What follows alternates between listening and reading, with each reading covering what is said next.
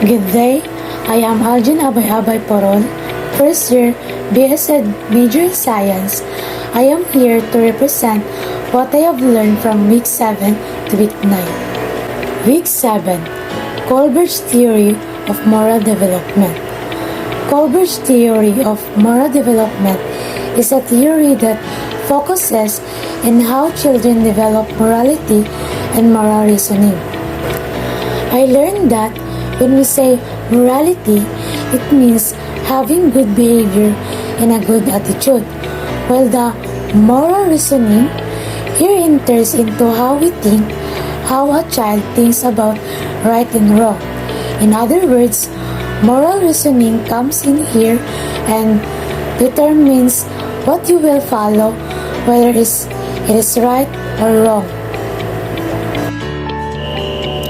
Colbert believed that moral development depended on moral reasoning and was learned at 3 levels, which are Level 1, Pre-conventional reasoning.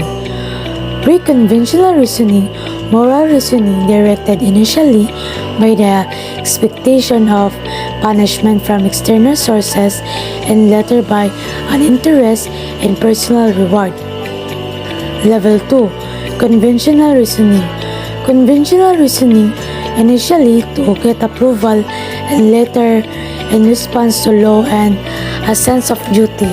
And Level 3, Post-conventional reasoning.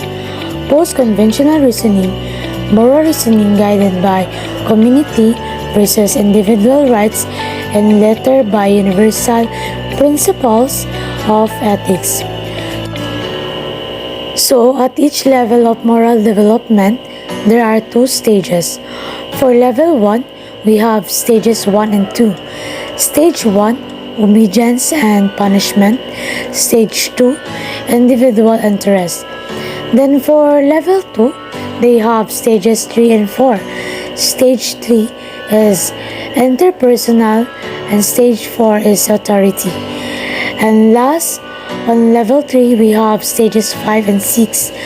The stage 5 social contract and the stage 6 universal ethics. Week 8, Vygotsky Socio-Cultural Theory. In the early 20th century, a Russian psychologist named Lev Vygotsky developed a theory of cognitive development in children known as Lev Vygotsky Socio-Cultural Theory of Cognitive Development. Vygotsky proposed that social learning comes before cognitive development in children and that children construct knowledge actively. He suggested that cognitive development in early childhood is advanced through social interaction with other people, particularly those who are more skilled. According to Vygotsky, learning has its basis in interacting with other people. Once this has occurred, the information is then integrated on the individual level. Social cultural focuses not only on how adults and peers influence learning, but also on how cultural beliefs and attitude affect how learning takes place. Scaffolding is Vygotsky term for the appropriate assistance given by the teacher to assist the learning accomplish a task. I learned that Vygotsky theory emphasizes concepts such as culture-specific tools, language, and thought, interdependence, and the zone of proximal development. It is important to note that Vygotsky's theory of cognitive development argues that cognitive abilities are socially guided and constructed. Week 9, Bronfenbrenner's Ecological Theory. The ecological systems theory was developed by Yuri Bronfenbrenner. He believed that a person's development was affected by everything in their surrounding environment. So, he divided the person's environment into 5 different levels: the microsystem, the mesosystem, the exosystem, the microsystem, and the chronosystem. The first is the microsystem. Microsystem, the child's interactions with family, peers, etc. This system focuses on the immediate environment in which children live and their direct personal relationships. The second, the mesosystem.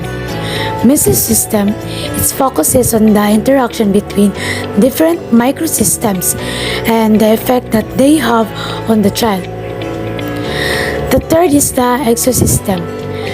Exosystem, it refers to the bigger social system in which the child does not directly function. This includes the city government, the workplace, and the mass media. The fourth is the macrosystem. Macrosystem, it is an effect of the larger principles defined by the macrosystem, which include cultural values, religious values, customs, and laws. It also includes mass media. The fifth is the chronosystem. Chronosystem, which is the passage of time, and those immediate historical events change all the factors surrounding the child.